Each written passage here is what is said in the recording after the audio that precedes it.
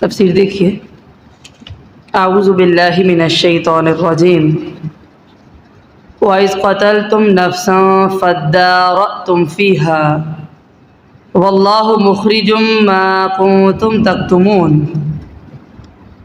اور جب تم نے ایک شخص کو قتل کر دیا پھر تم نے اس کے بارے میں جھگڑا کیا، اور اللہ تعالیٰ اس بات کو نکالنے والا تھا جو تم چھپا رہے تھے۔ یہاں پر پیچھے ہم نے دیکھا کہ گائے کو ذبح کرنے کا ایک قصہ لایا گیا۔ بنی اسرائیل کے کسی شخص نے دوسرے کو قتل کر دیا، اور جو لوگ قاتل کو جانتے تھے انہوں نے اس پر پردہ ڈال دیا اور ایک دوسرے پر الزام لگانے لگے، جھگڑا شروع ہو گیا۔ تو اللہ تعالیٰ نے حکم دیا کہ جو ذبح شدہ گائے ہے نا، اس کا کوئی حصہ مقتول پر مارا جائے، جس سے وہ زندہ ہو کر قاتل کی خود نشاندہی کرے گا۔ ٹھیک ہے، یہ بات ان آیات سے صاف ظاہر ہو رہی ہے۔ تفاسیر میں اس کی تفصیل کچھ اس طرح بھی ہے کہ بنی اسرائیل میں ایک مالدار شخص کو اس کے بھتیجے نے قتل کیا تاکہ اس کا وارث بن جائے، اور رات کو لاش اٹھا کر دوسرے شخص کے دروازے پر ڈال دیں، اور صبح کے وقت ان پر قتل کا دعویٰ کر دیا کہ انہوں نے قتل کیا جی۔ دونوں طرف سے ہتھیار نکل آئے، لڑائی ہونے ہی والی تھی کہ بعض لوگوں نے کہا کہ موسیٰ علیہ السلام سے پوچھ لیتے ہیں۔ بالآخر موسیٰ علیہ السلام نے انہیں یہ حکم دیا۔ ٹھیک ہے، یہ واقعہ جو میں نے ابھی بتایا ہے، حافظ ابن کثیر یہ واقعہ نقل کرتے ہوئے لکھتے ہیں کہ اس واقعے کی تفصیلات اسرائیلیت سے لی گئی ہیں اور مکمل اعتماد نہیں کیا جا سکتا۔ جو میں نے پہلے ایک بات بیان کی ہے وہ تو صاف ظاہر ہو رہی ہے نا، کہ ایک شخص نے کسی دوسرے شخص کو قتل کیا، اللہ تعالیٰ نے حکم دیا کہ ذبح شدہ گائے کا کوئی حصہ مقتول پر مارا جائے تاکہ وہ زندہ ہو کر قاتل کی نشاندہی کر دے۔ اور در حقیقت اللہ تعالیٰ اس سے ہمیں کیا سمجھانا چاہتے ہیں؟ فَقُلْنَا اضْرِبُوهُ بِبَعْضِهَا كَذَلِكَ يُحْيِي اللَّهُ الْمَوْتَى وَيُرِيكُمْ آيَاتِهِ لَعَلَّكُمْ تَعْقِلُونَ۔ تو ہم نے کہا اس پر اس کا کوئی ٹکڑا مارو، اس طرح اللہ تعالیٰ مردوں کو زندہ کرتا ہے اور تمہیں اپنی نشانیاں دکھاتا ہے تاکہ تم سمجھو۔ اس سے صاف ظاہر ہے کہ گائے کا ٹکڑا مارنے سے مقتول زندہ ہو گیا۔ تبھی تو اللہ تعالیٰ نے فرمایا نا کہ اللہ تعالیٰ اسی طرح مردوں کو زندہ کر لیتا ہے۔ پہلے وہ مر چکا تھا لیکن اللہ تعالیٰ نے اس کو اس طرح زندہ کر لیا۔ یہ واقعہ قیامت کے دن مردوں کو زندہ کرنے کی بھی ایک دلیل اور نشانی ہے، کیونکہ جو اللہ ایک مردے کو زندہ کر سکتا ہے وہ تمام مردوں کو بھی زندہ کرنے پر قادر ہے۔ سورہ لقمان آیت نمبر 28 میں آتا ہے، ما خلقکم ولا بعثکم الا کنفس واحدہ، نہیں ہے تمہارا پیدا کرنا اور نہ تمہارا اٹھانا مگر ایک جان کی طرح۔ جیسے اللہ تعالیٰ ایک جان کو زندہ کر سکتا ہے، وہ اسی طرح سب کو بھی دوبارہ زندہ کر سکتا ہے۔ اس صورت میں اللہ تعالیٰ نے 5 مقامات پر دنیا میں مردوں کو زندہ کرنے کا ذکر فرمایا ہے۔ سورۃ البقرہ میں نمبر 1 آپ پیچھے پڑھ کے آئے ہیں، سورۃ البقرہ آیت نمبر 56، ثم بعثناکم من بعد موتکم، کہ اللہ تعالیٰ نے تمہاری موت کے بعد تمہیں زندہ کر دیا۔ نمبر 2 یہ مقتول کا قصہ جو ابھی ہم نے پڑھا ہے۔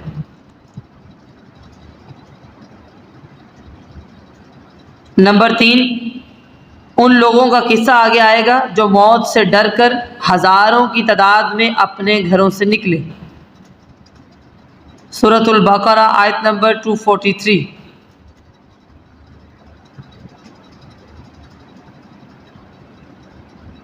نمبر 4 پہ ایک ایسے شخص کا قصہ آئے گا سورۃ البقرہ میں ہی، جو ایک برباد شہر سے گزرا، اللہ تعالیٰ نے اس کو بھی موت دی اور بعد میں زندہ کیا۔ سورۃ البقرہ آیت نمبر 259۔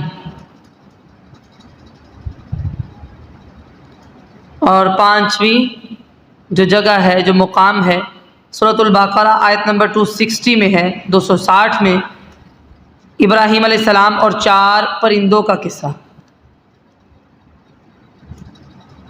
کہ ان کو ختم کرنے کے بعد ان کا ایک ایک حصہ پہاڑوں پر رکھا اور اللہ کے حکم سے جب بلایا تو وہ زندہ ہو کر آ گئے۔ اسی طرح اللہ تعالیٰ نے مردہ ہونے کے بعد زمین کے زندہ کر دینے کو بھی اس بات کی دلیل قرار دیا ہے کہ اللہ تعالیٰ اس بات پر قادر ہے کہ گل سڑ جانے کے بعد جسموں کو بھی دوبارہ زندہ کر سکتا ہے۔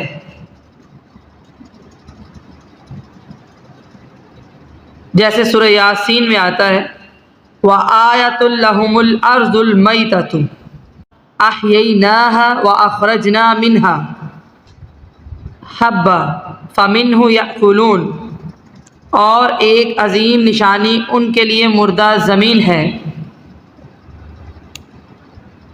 کہ ہم نے اس کو زندہ کیا، اس میں سے اناج اگایا، پھر یہ اس میں سے کھاتے بھی ہیں۔ یہ اللہ تعالیٰ نے ایک مثال پیش کی ہے، سورہ یاسین آیت نمبر 33 میں ہے۔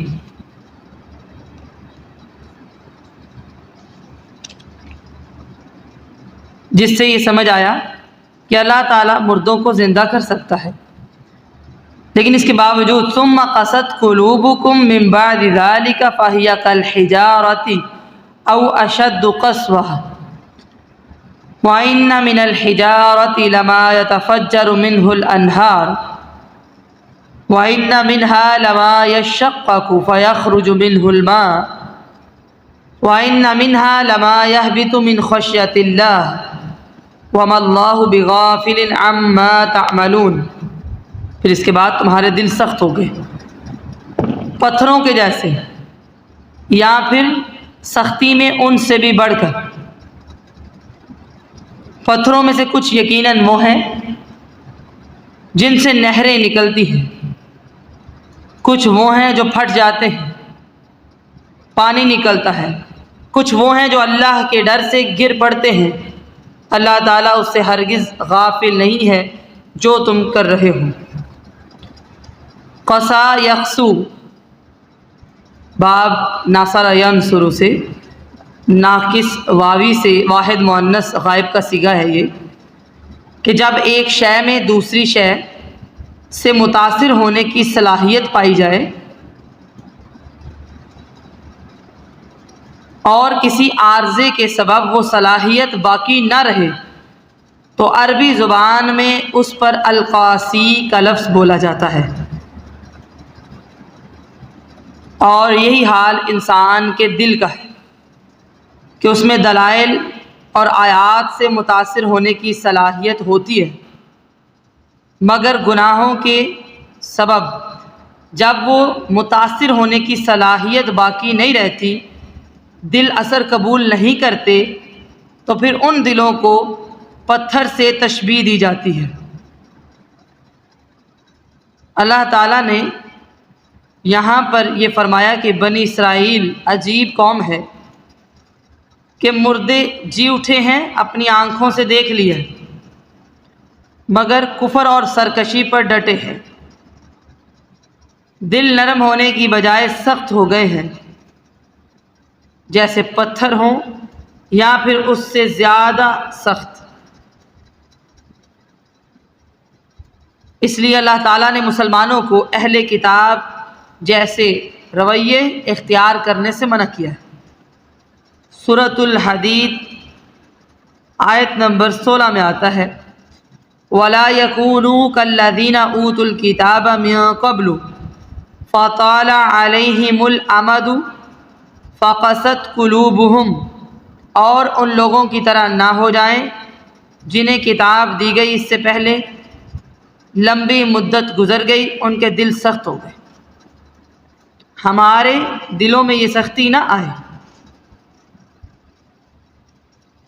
اتنے سخت ہیں جیسے پتھر ہوں یا پتھروں سے بھی زیادہ، کہ دل پر اللہ تعالیٰ کے احکامات کا کوئی اثر نہ ہو۔ یہ دلوں کی سختی ہے۔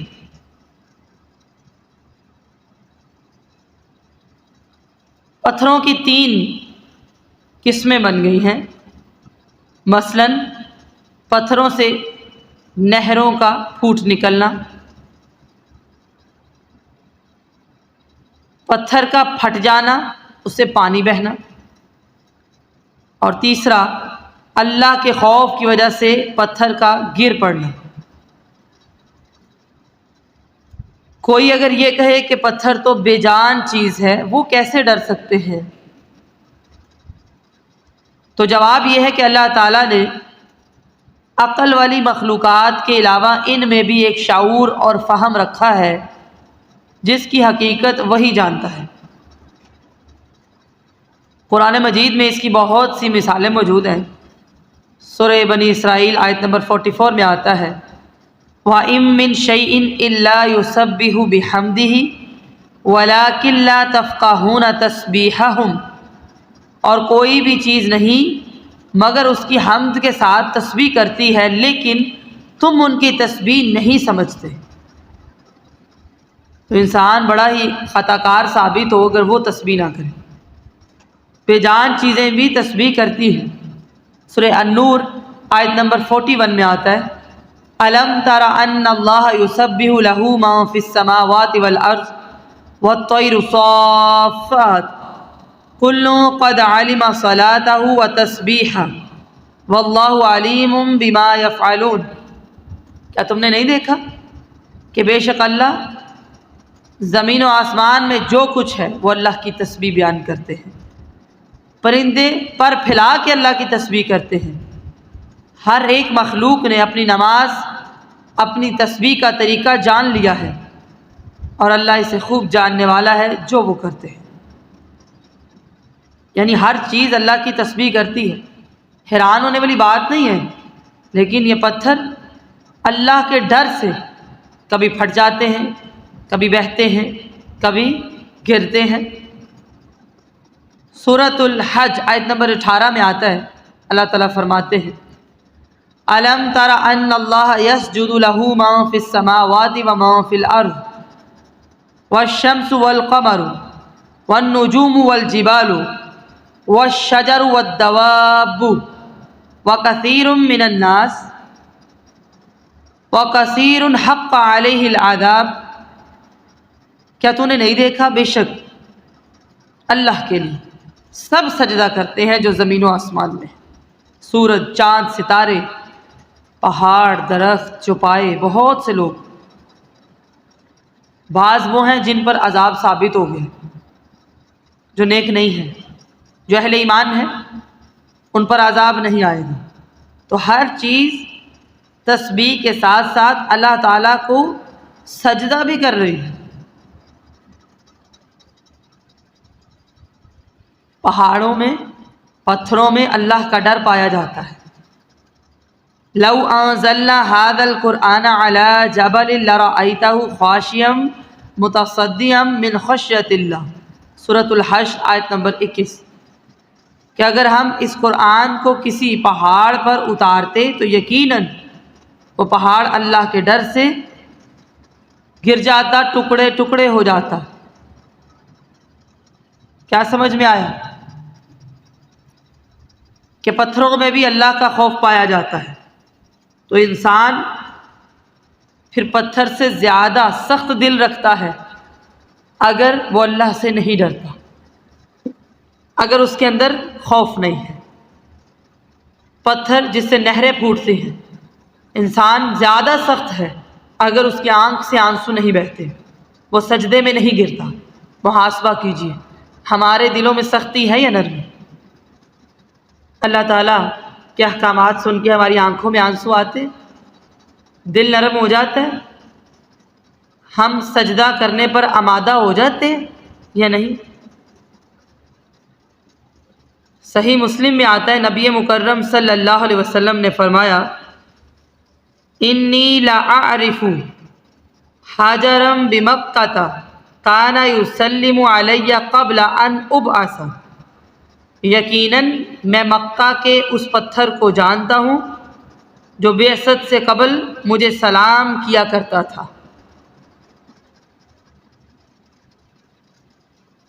اسی طرح صحیح حدیث میں آتا ہے صحیح البخاری میں نبی مکرم صلی اللہ علیہ وسلم نے احد پہاڑ کے بارے میں فرمایا ھذا جبل یحبنا ونحبہ، یہ پہاڑ ہم سے محبت رکھتا ہے اور ہم اس سے محبت رکھتے ہیں۔ اور اگر انسان اللہ اور اس کے رسول صلی اللہ علیہ وسلم سے محبت نہ رکھے تو وہ ایسا دل رکھتا ہے جو پتھر سے زیادہ سخت ہے، ایسا ہی ہے۔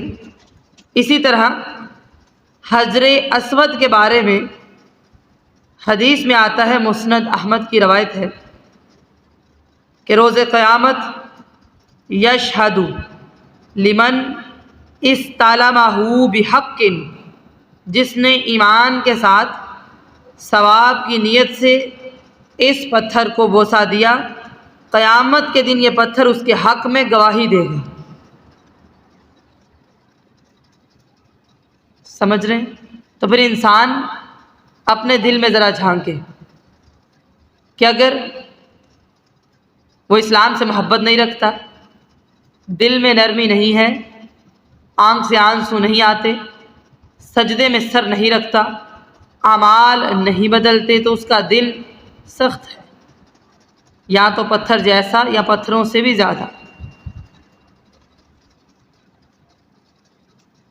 اور دلوں کی سختی جب ہو جائے تو انسان پھر نیکیاں نہیں کر سکتا، یہ گناہوں کا ایک بوجھ ہوتا ہے۔ آپ جھانکنا چاہتے ہیں اپنے دل میں تو دیکھیے تنہائی میں آپ کیا کرتے ہیں، قرآن کی تلاوت میں آپ کا دل کتنا لگتا ہے، اللہ کے ذکر کی جو مجالس ہوتی ہیں ان میں دل کتنا لگتا ہے۔ اگر آپ کا دل اس میں لگتا ہے تو آپ کا دل نرم ہے۔ اس آیت کو آپ نے غور سے پڑھنا ہے اور محاسبہ کرنا ہے۔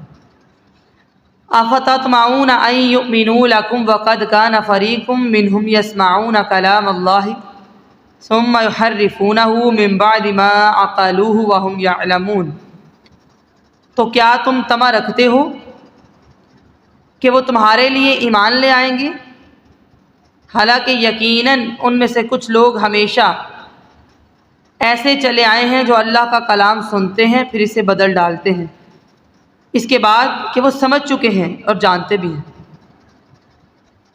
یہ خطاب مسلمانوں سے ہے کہ یہود سے ایمان کی توقع رکھنا غلط ہے،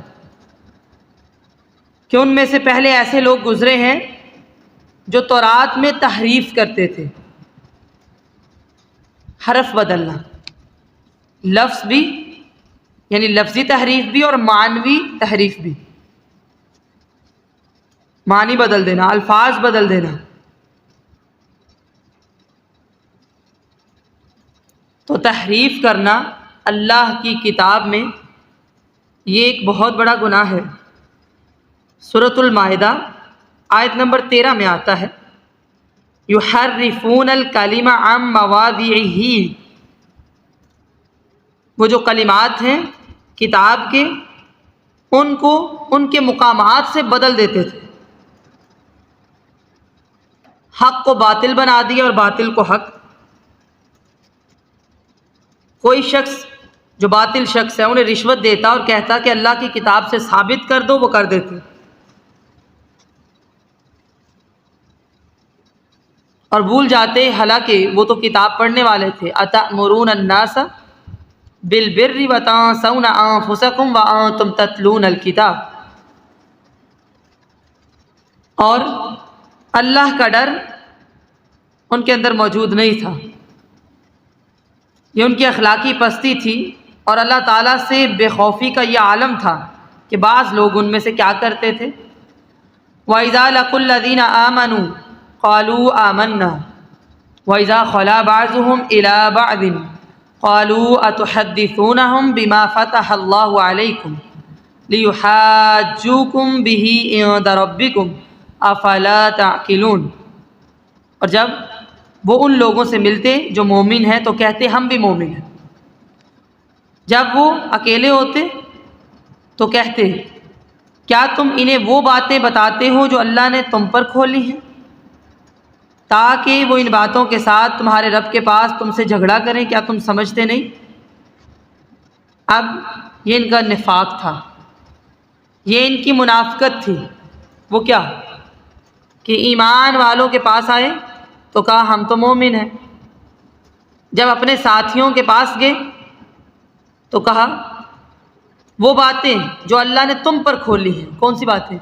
کہ نبی مکرم صلی اللہ علیہ وسلم اللہ تعالیٰ کے سچے پیغمبر ہیں۔ کہا یہ مسلمانوں کو نہ بتانا، نہیں تو قیامت کے دن وہ ہمارے خلاف دعویٰ دائر کر دیں گے۔ حالانکہ وہ یہ بھول گئے کہ اللہ تعالیٰ ظاہر کو بھی جانتا ہے اور چھپی باتوں کو بھی جانتا ہے۔ اولا یعلمون ان اللہ یعلم ما یسرون وما یعلنون، اور کیا وہ نہیں جانتے کہ بے شک اللہ جانتا ہے جو وہ چھپاتے ہیں جو وہ ظاہر کرتے ہیں۔ وَمِنْهُمْ أُمِّيُّونَ لَا يَعْلَمُونَ الْكِتَابَ إِلَّا أَمَانِيَّ وَإِنْهُمْ إِلَّا يَظُنُّونَ، اور ان میں سے کچھ ان پڑھ ہیں جو کتاب کا علم نہیں رکھتے ہیں۔ وہ ان پڑھ ہیں جن کے پاس الکتاب کا علم نہیں، اور نالج کیا ہے سوائے چند خواہشات کی اور کوئی نالج نہیں ہے، اور بس گمان کرتے ہیں۔ امانیہ، امنیتن کی جمع ہے جس کے معنی ہے آرزو، من گھڑت روایات، بے بنیاد قسم کی آرزو انہوں نے پالی ہوئی کہ اللہ تعالیٰ بس ہمیں بخش دے، ہم جنت میں ہی جائیں گے۔ تو ذرا غور کرنے کی ضرورت ہے کہ دین سے دوری در حقیقت انسان کو ان پڑھ بنا دیتی ہے۔ امیون، امیون کی جمع ہے، اس شخص کو کہتے ہیں جو لکھنا نہ جانتا ہو، ان پڑھ ہو، اس کو کہتے ہیں۔ فَوَيْلٌ لِّلَّذِينَ يَكْتُبُونَ الْكِتَابَ بِأَيْدِيهِمْ ثُمَّ يَقُولُونَ هَٰذَا مِنْ عِندِ اللَّهِ لِيَشْتَرُوا بِهِ ثَمَنًا قَلِيلًا فَوَيْلٌ لَّهُم مِّمَّا كَتَبَتْ أَيْدِيهِمْ وَوَيْلٌ لَّهُم مِّمَّا يَكْسِبُونَ۔ چنانچہ ان لوگوں کے لیے ہلاکت ہے جو اپنے ہاتھوں سے کتاب لکھتے ہیں اور کہتے ہیں یہ اللہ کی طرف سے، تاکہ اس کے بدلے میں تھوڑی سی قیمت لے لیں۔ جو ان کے ہاتھوں نے لکھا اس کی وجہ سے ان کے لیے ہلاکت ہے، جو وہ کماتے ہیں اس کی وجہ سے بھی ان کے لیے ہلاکت ہے۔ خود لکھا اور کہا یہ اللہ کی طرف سے ہے، کتنا بڑا جھوٹ ہے یہ، ذرا غور کیجیے۔ ویلن کا معنی ہے ہلاکت اور تباہی، تنوین تعظیم کے لیے ہے، یعنی بڑی ہلاکت ہے ان کے لیے، جو خود سے لکھ کر یہ کہیں کہ یہ اللہ کی کتاب ہے جو اللہ نے ہم پر نازل کی ہے، اور پھر اللہ تعالیٰ کی آیات کو بیچیں، یعنی غلط باتیں لکھیں اور کہیں یہ اللہ کا کلام ہے۔ بعض لوگوں نے یہاں سے ایک استدلال کیا کہ قرآن مجید کی خرید و فروخت منع ہے، مگر اس آیت کا یہ مطلب نہیں ہے۔ اس سے مراد وہ لوگ ہیں جو دنیا کی خاطر احکامات کو بدل دیتے ہیں۔ پھر اگلی بات، وَقَالُوا لَن تَمَسَّنَا النَّارُ إِلَّا أَيَّامًا مَّعْدُودَةً قُلْ أَتَّخَذْتُمْ عِندَ اللَّهِ عَهْدًا فَلَن يُخْلِفَ اللَّهُ عَهْدَهُ أَمْ تَقُولُونَ عَلَى اللَّهِ مَا لَا تَعْلَمُونَ۔ اور انہوں نے کہا ہمیں آگ ہرگز نہیں چھوئے گی مگر چند دن، اے نبی صلی اللہ علیہ وسلم کہہ دیجئے کیا تم نے اللہ کے پاس کوئی وعدہ لے رکھا ہے کہ تم آگ میں نہیں جاؤ گے؟ اگر ایسا ہے تو اللہ تعالیٰ اپنے وعدے کے خلاف نہیں کرے گا، یا پھر تم اللہ پر وہ باتیں کہتے ہو جو تم جانتے نہیں ہو۔ یہود، علماء اور عوام سبھی اس میں مبتلا تھے کہ ہم اللہ کے محبوب، اس کے پیارے ہیں، ہم جتنے مرضی گناہ کریں ہم جہنم میں نہیں ڈالے جائیں گے، اور اگر گئے تو بھی تھوڑی ہی دیر جائیں گے۔ حضرت ابو ہریرہ بیان کرتے ہیں کہ ایک دفعہ رسول اللہ صلی اللہ علیہ وسلم نے خیبر کے یہودیوں سے کئی سوال کیے۔ ان میں سے ایک سوال یہ تھا، من اہل النار، آگ میں جانے والے کون لوگ ہیں؟ انہوں نے کہا کہ ہم اس میں تھوڑی دیر رہیں گے، پھر اس میں تم ہماری جگہ لے لو گے۔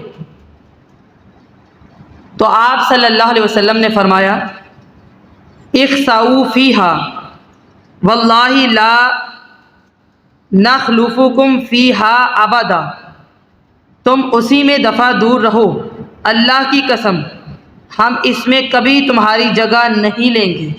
بخاری کی حدیث ہے۔ یعنی وہ یہ سمجھتے ہیں کہ ہم گناہ کر بھی لیں تو ہم آگ میں نہیں جائیں گے۔ یہ یہود کی خوش فہمی تھی کہ ہم صرف چند دن ہی آگ میں رہیں گے، تبھی تو وہ گناہ کرتے ہیں۔ ابن عباس نے فرمایا کہ نبی مکرم صلی اللہ علیہ وسلم مدینہ میں تشریف لائے تو یہودی کہا کرتے تھے کہ دنیا کی مدت صرف 7000 سال ہے، اور لوگوں کو دنیا کے 1000 سال کے بدلے میں آخرت کے صرف ایک دن کا عذاب ہوگا۔ ٹھیک ہے، تو یہ صرف 7 دن ہیں، پھر عذاب ختم ہو جائے گا۔ یہ انہوں نے اپنا حساب بنایا ہوا تھا۔ تو اللہ تعالیٰ نے یہ آیت نازل فرمائی، وَقَالُوا لَن تَمَسَّنَا النَّارُ إِلَّا أَيَّامًا مَعْدُودًا، ابن ابی حاتم میں آتا ہے۔ آج مسلمانوں کا بھی ایسا ہی رویہ سامنے آتا ہے، ان کو لگتا ہے کہ ہم آگ میں نہیں جائیں، ہم جنتی ہیں۔ ایسا نہیں ہے، اعمال کیجئے پھر اللہ تعالیٰ سے اس کی رحمت کی امید رکھیے۔ بلا من کسب سیئۃ واحاطت بہ خطیئتہ فاولئک اصحاب النار ہم فیہا خالدون، کیوں نہیں، جس نے بڑی برائی کمائی اور اسے اس کے گناہ نے گھیر لیا تو وہ لوگ آگ والے ہیں، اس میں ہمیشہ رہیں گے۔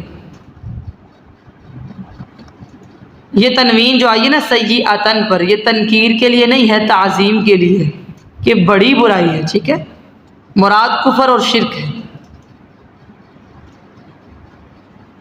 جیسے قرآن مجید میں آتا ہے نا سورۃ الانعام آیت نمبر 82 میں، الذین آمنوا ولم یلبسوا ایمانہم بظلم،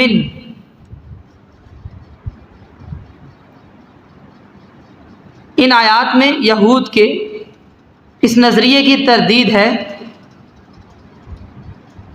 جو وہ یہ سمجھتے تھے کہ ہم ہر حال میں آخرکار جنت میں جائیں گے، چاہے ہم نبی مکرم صلی اللہ علیہ وسلم پر ایمان نہ لائیں۔ بتایا جا رہا ہے کہ جس نے بھی بڑی برائی کی، کفر اور شرک کیا، آپ صلی اللہ علیہ وسلم پر ایمان لانے سے انکار کیا، تو اس کی کوئی نیکی باقی نہ رہے گی، وہ ہمیشہ کے لیے جہنم میں جائے گا۔ وَقَدِمْنَا إِلَى مَا عَمِلُوا مِنْ عَمَلٍ فَجَعَلْنَاهُ هَبَاءً مَنثُورًا، سورۃ الفرقان آیت نمبر 23۔ اور ہم اس کی طرف آئیں گے جو انہوں نے کوئی بھی عمل کیا ہوگا، ہم اسے بکھرا ہوا غبار بنا دیں گے۔ اگر کفر اور شرک کرنے والے ہیں تو اعمال ضائع ہو جائیں گے، اپنے عقیدے کو پختہ کیجیے۔ اور اس کے برعکس والذین آمنوا وعملوا الصالحات اولئک اصحاب الجنہ ہم فیہا خالدون، جو لوگ ایمان لائے، نیک اعمال کیے، وہ اہل جنت ہیں، اس میں ہمیشہ رہیں گی۔ خوشخبری ہے، بشارت ہے۔ جیسے ہی آگ کا ذکر آیا، اللہ تعالیٰ نے بشارت دے دی، وَإِذْ أَخَذْنَا مِيثَاقَ بَنِي إِسْرَائِيلَ لَا تَعْبُدُونَ إِلَّا اللَّهَ وَبِالْوَالِدَيْنِ إِحْسَانًا وَذِي الْقُرْبَى وَالْيَتَامَى وَالْمَسَاكِينِ وَقُولُوا لِلنَّاسِ حُسْنًا وَأَقِيمُوا الصَّلَاةَ وَآتُوا الزَّكَاةَ ثُمَّ تَوَلَّيْتُمْ إِلَّا قَلِيلًا مِّنكُمْ وَأَنتُم مُّعْرِضُونَ۔ اور جب ہم نے بنی اسرائیل سے پکا وعدہ لیا کہ تم اللہ کے سوا کسی کی عبادت نہ کرنا، والدین، رشتہ دار، یتیم، مسکین، ان سے اچھا سلوک کرنا، لوگوں سے اچھی بات کہنا، نماز پڑھنا، زکوٰۃ ادا کرنا، پھر تم اس وعدے سے پھر گئے مگر تم میں سے تھوڑے ہی پابند رہے اور تم اعراض کرنے والے ہو۔ اللہ تعالیٰ اپنا پختہ وعدہ یاد دلا رہے ہیں، اور یہ ہم سب کے لیے بھی ہے۔ پہلا عہد کیا ہے؟ لا تعبدون الا اللہ، اللہ کے سوا کسی کی عبادت نہیں کرنی۔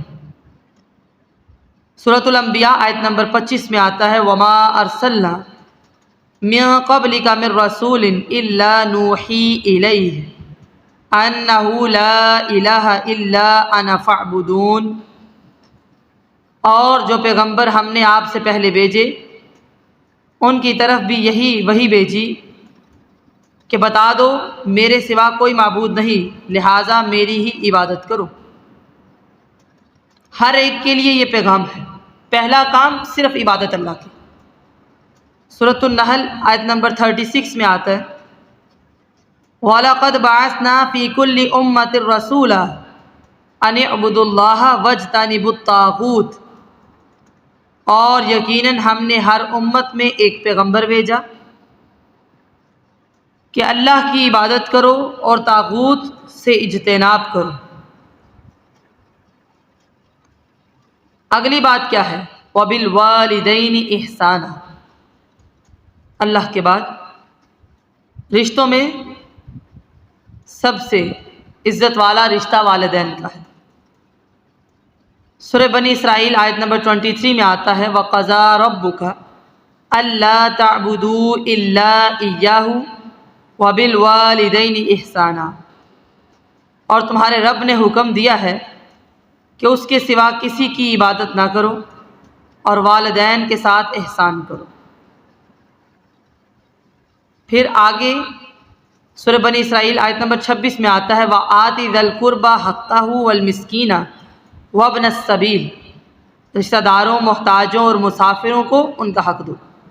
ماں باپ کے بعد رشتہ دار، پھر یتیم، نابالغ ہے اور باپ دنیا سے چلا گیا، یتیم ہے، پھر مسکین، مال ہے لیکن آمدن بہت کم ہے، اخراجات بہت زیادہ ہیں،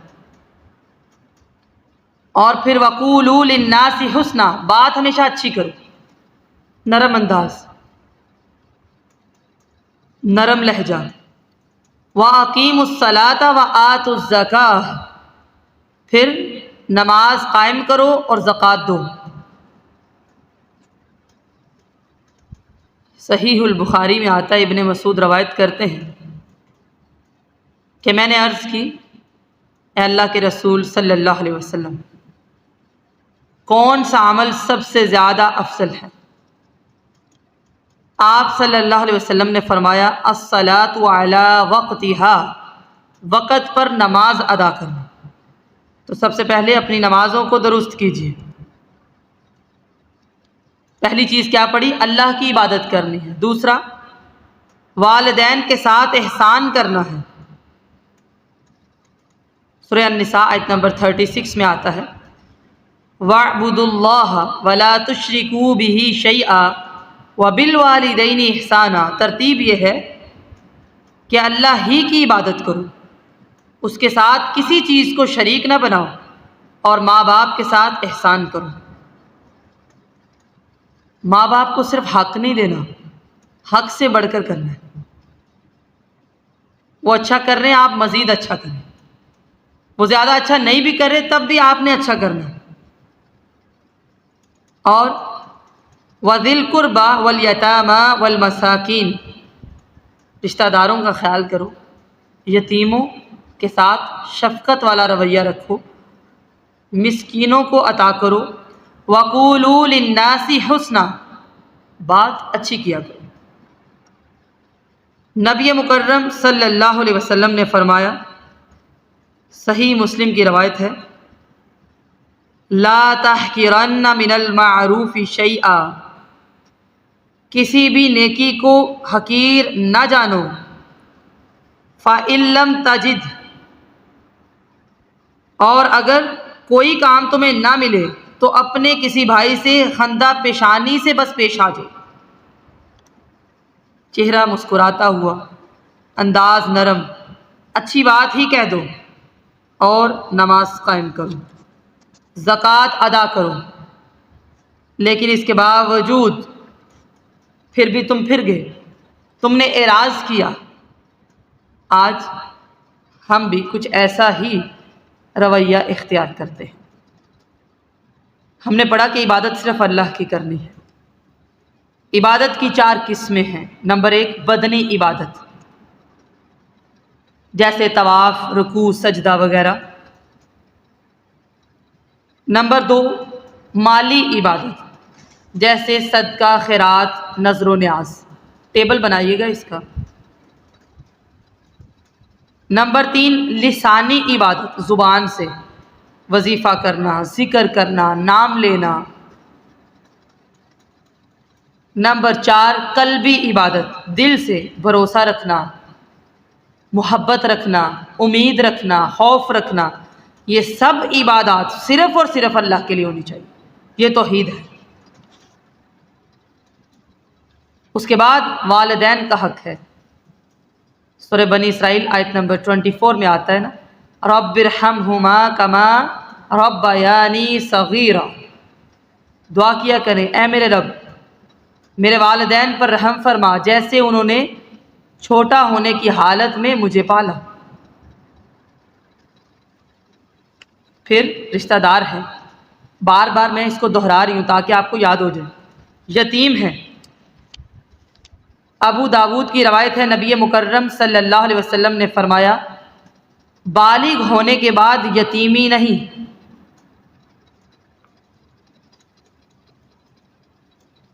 پھر مساکین کا خیال کرنا ہے اور اچھی بات کرنی ہے۔ سورہ بنی اسرائیل آیت نمبر 53 میں آتا ہے، وَقُلْ لِعِبَادِي يَقُولُ الَّتِي هِيَ أَحْسَنُ، اور میرے بندوں سے کہہ دیجئے وہ بات کہا کریں جو سب سے اچھی ہو۔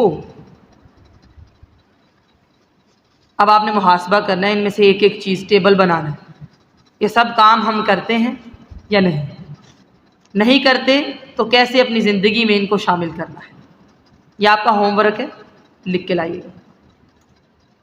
وَإِذْ أَخَذْنَا مِيثَاقَكُمْ لَا تَسْفِكُونَ دِمَاءَكُمْ وَلَا تُخْرِجُونَ أَنفُسَكُمْ مِن دِيَارِكُمْ ثُمَّ أَقْرَرْتُمْ وَأَنْتُمْ تَشْهَدُونَ، اور جب ہم نے تم سے پختہ وعدہ لیا کہ تم اپنے خون نہیں بہاؤ گے، اپنے آپ کو اپنے گھروں سے نہیں نکالو گے، تم نے اقرار کیا، شہادت بھی دی۔ ثم انتم هؤلاء تقتلون انفسکم وتخرجون فریقا منکم من دیارہم تظاہرون علیہم بالاثم والعدوان وان یأتوکم اسارى تفادوہم وهو محرم علیکم اخراجہم افتؤمنون ببعض الکتاب وتکفرون ببعض۔ اس کو ہائی لائٹ کیجیے گا۔ فما جزاء من يفعل ذلك منكم الا خزي في الحياة الدنيا ويوم القيامة يردون الى اشد العذاب وما الله بغافل عما تعملون۔ پھر تم ہی وہ لوگ ہو کہ اپنے آپ کو قتل بھی کرتے ہو، ایک دوسرے کو گھروں سے بھی نکالتے ہو، ان کے خلاف ایک دوسرے کی مدد گناہ اور زیادتی میں بھی کرتے ہو، اور اگر وہ قیدی ہو کر تمہارے پاس آئیں تو تم ان کو چھڑاتے ہو فدیہ دے کر۔ حالانکہ اصل بات یہ ہے کہ ان کا نکالنا تم پر حرام ہے۔ کیا تم کتاب کے بعض حصے پر ایمان لاتے ہو اور بعض کے ساتھ کفر کرتے ہو؟ تو اس شخص کی سزا بدلہ جو تم میں سے یہ کرے اس کے سوا کیا ہے کہ دنیا کی زندگی میں رسوائی ہے، قیامت کے دن وہ سخت ترین عذاب کی طرف لوٹائے جائیں گے، اور اللہ ہرگز اس سے غافل نہیں جو تم کرتے ہو۔ کل سے میں آپ سے سنوں گی کہ آپ نے تفسیر میں کیا سیکھا ہے، ٹھیک ہے؟ آئیے ذرا اس آیت کو سمجھتے ہیں۔ یہ 2 آیات ہیں۔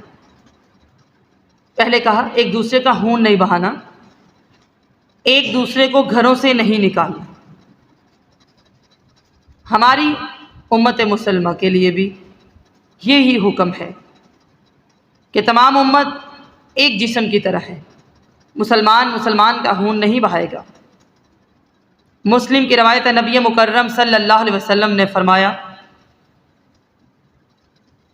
تمام مومن اپنی باہمی دوستی،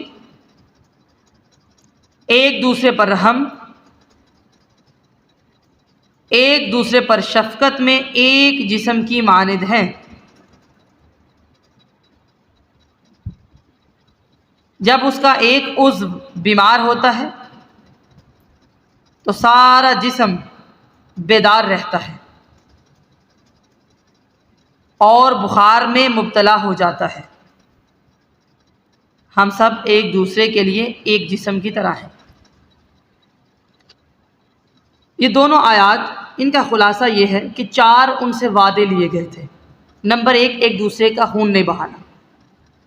نمبر 2، ایک دوسرے کو گھروں سے نہیں نکالنا۔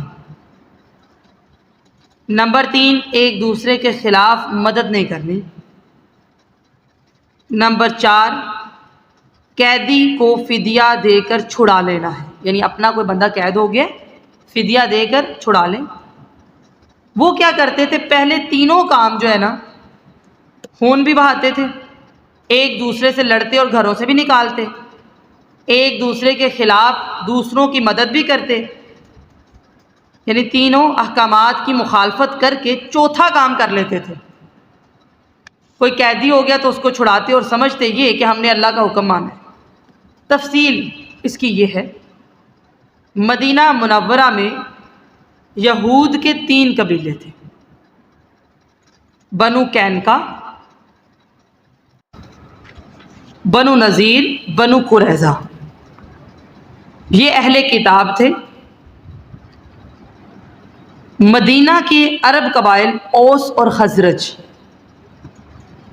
مشرک تھے، بت پرست۔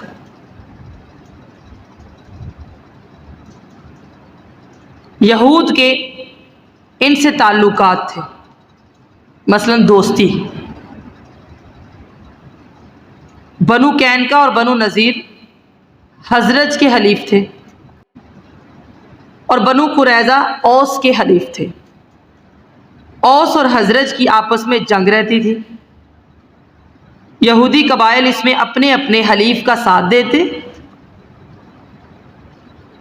اور مقابلے میں آنے والے مشرک قبیلے کے آدمیوں کے علاوہ جو ان کا ساتھ دینے والے اپنے یہودی بھائی ہوتے نا، ان کو بھی قتل کرتے، ان کے گھر لوٹتے۔ جب لڑائی ختم ہو جاتی، یہودی قید ہو کر غالب قبیلے کے پاس آتے تو پھر یہ فدیہ دے کر انہیں چھڑوا دیتے اور کہتے کہ ہم نے اللہ کی کتاب کا حکم مانا ہے۔ تو اللہ تعالیٰ نے فرمایا کہ بعض پر تم ایمان لاتے اور بعض کے ساتھ کفر کرتے ہو۔ یہ ہمیں سمجھانے کے لیے، کیا سمجھانے کے لیے؟ کہ افسوس آج مسلمانوں کا بھی یہی حال ہے، جو چیز آسان لگے اس پہ عمل کر لیا، جو مشکل لگے اس کو چھوڑ دیا۔ مثلا خنزیر کا گوشت کھانا، ہم تو اس کا نام لینا بھی پسند نہیں کرتے، لیکن سود اور جوئے سے کوئی پرہیز نہیں کرتے۔ اسی طرح قبلے کی طرف منہ کر کے پیشاب نہیں کرتے، مگر نماز سے کوئی سروکار ہی نہیں ہے۔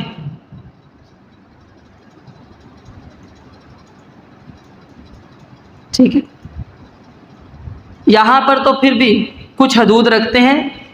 جب یورپ میں چلے جاتے ہیں، شراب سے، حرام شباب سے کوئی پرہیز نہیں کرتے۔ محاسبہ کیجیے کون کون سے احکامات ہیں جو ہمیں ماننے میں مشکل لگتے ہیں ہم نہیں مانتے۔ مومن کی یہ علامت نہیں ہے کہ وہ آدھی بات مانتا ہے اور آدھی نہیں مانتا۔ جو ایسا کرے اس کے لیے دنیا میں رسوائی ہوتی ہے، آخرت میں سخت ترین عذاب بھی ہے، کیونکہ ہم جو بھی کر رہے ہیں اللہ تعالیٰ اس سے غافل نہیں ہے۔ اولئک الذین اشتروا الحیاۃ الدنیا بالآخرہ فلا یخفف عنہم العذاب ولا هم ینصرون۔ یہی لوگ ہیں جنہوں نے دنیا کی زندگی آخرت کے بدلے خرید لی، سو ان سے نہ عذاب کو ہلکا کیا جائے گا نہ ان کی کوئی مدد کی جائے گی، کیونکہ یہ آخرت کو بیچ دیتے ہیں صرف دنیا کے حقیر سے فائدے کی خاطر۔ ذرا غور کیجیے اور محاسبہ کیجیے، اپنی ڈائری کے سٹارٹ میں لکھیے گا ہر آیت میرے لیے ہے، اس آیت کو پڑھنے کے بعد میں نے کیا کرنا ہے، پہلے میں کیا کرتی تھی، یہ 3 چیزیں آپ نے ضرور دیکھنی۔ ٹھیک ہے، سبحانک اللہم و بحمدک نشہد ان لا الہ الا انت نستغفرک و نتوب الیک۔